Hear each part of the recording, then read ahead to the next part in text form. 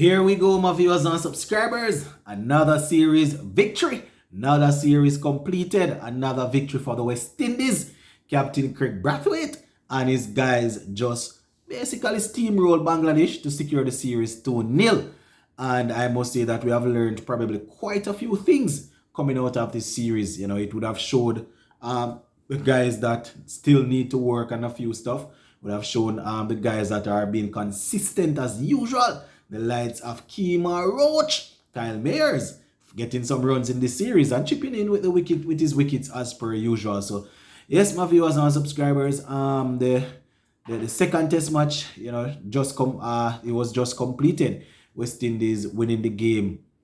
You know, didn't even have to go over into day 5. We lost a good amount of hours to rain today, but we were still able to bowl Bangladesh out. I think they set about 12 runs for us to win. Captain Brathwaite and John Campbell went in and took care of business, leading us to 13 without loss to secure victory. So the ascendancy continues, my viewers and subscribers. Not saying that we are there as yet, but it is good to secure another series victory. You know, after securing victory against England, going straight into this Bangladesh series and you know, securing victory is definitely good. A couple of things that stand out. I am happy that you know, Anderson Phillip got his debut and was able to get a taste of what Test cricket is like. Picked up a couple of wickets, you understand, and that is definitely going to, you know, entice him to continue working hard. Also happy to see Gudikish Moti getting a game. The first game that we played, you know, I think it was over in Antigua. He got his game there. Wasn't amongst the wickets, but at least he got that experience, and we are looking to grow from there. A couple of experiments went on. We had Raymond Reefer batting at 3. He batted in what would be 3 innings because he didn't bat in the second innings of this second test match. So he batted in 3 innings. Didn't really put together much of anything. You understand? I am not going to be any hypocrite. I say I like to give batsmen at least 4 innings to really see what they are made of. But the fact that Devon Thomas would have made some runs in the regional tournament just like him and Tijner and Shandopal, he might not be that lucky to get the next one. But you know, that is basically a wrap, my viewers. We were dominant and we won convincingly. You know, that is how we want to be able to secure a victory when we go up against Bangladesh and Ireland and these teams. Secure a victory convincingly, and you know, build towards the New Zealand, the India and all of those teams. You know, you find that West Indies don't really get a chance to play a lot of cricket against some of these teams. You know, the Australia and all of them teams, because you know, it takes a lot to host the games.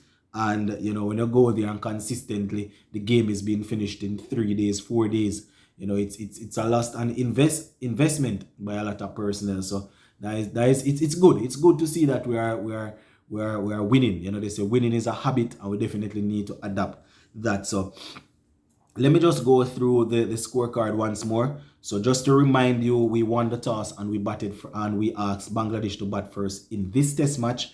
You know, they were bowled out for 234, and we went in, made all of 408.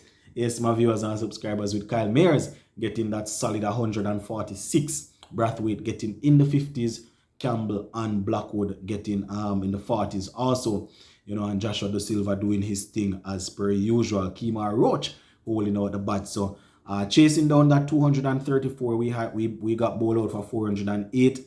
Bangladesh went back in and they were only able to get 186, passing what we would have given them, and they were only able to set around about 12 or something like that runs, 12, 13 runs, somewhere there about. I think it was, yeah, probably about 12 runs they were able to set, and you know, without much of a fuss, Captain Brathwaite and John Campbell went out there and took care of business. We had John Campbell hitting that winning run. Yeah, man. So the standout performers in this series for West Indies, we had Kyle Mayers getting all of 146 in the first innings. Didn't get a chance to bat in this innings. Also took a couple of wickets. We had Brathwaite getting a half century, and in the second innings here, he was not out on 4. John Campbell, after getting 45 in the first innings, not out on 9 here. So we know that partnership is likely to continue into the next test series. Brathwaite Campbell, Nkrumah Bonner, he batted only once in this series, and the way in which he got out, quite a few persons are calling for his head. My viewers and subscribers saying that it seems as if he's not playing with any energy or anything like that. So he's definitely going to need to pull his socks up, or else his place might be up for grabs. I personally I'm going to keep him for another couple more innings, and then see where we go from there. Yeah, Raymond Reef, as I said, he worked for his spot in the team, but I personally do not believe he's a number 3 batsman. I think somebody else should be shepherding that burden. You understand? They like to say when the opportunity comes, it doesn't matter where it comes or how, you need to grab it, and that is exactly what Raymond Reefer should have done.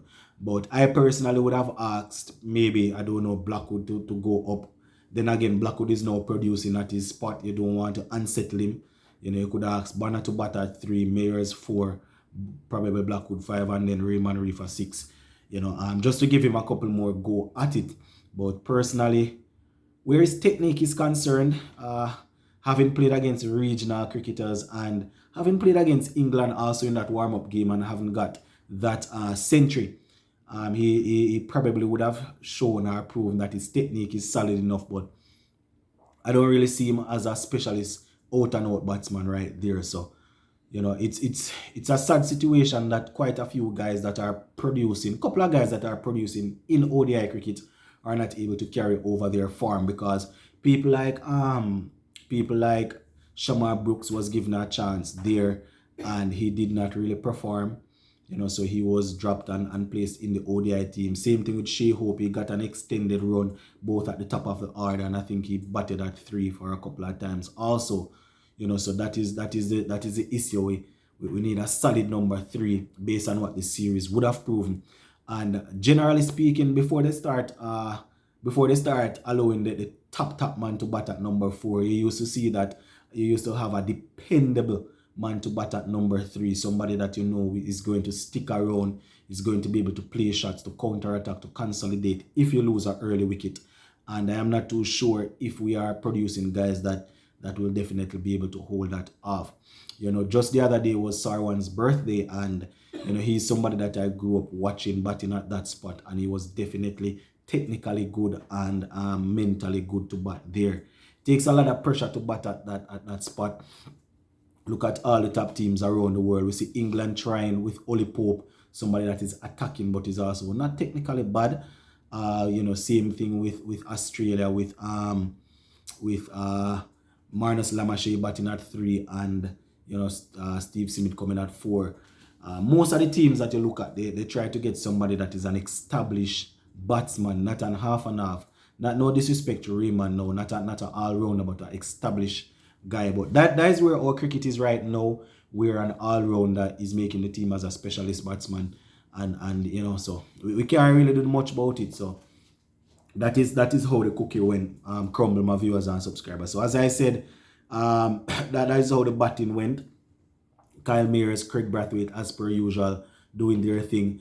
Kemar Roach doing his thing with the wickets, getting over 250, crossing that milestone.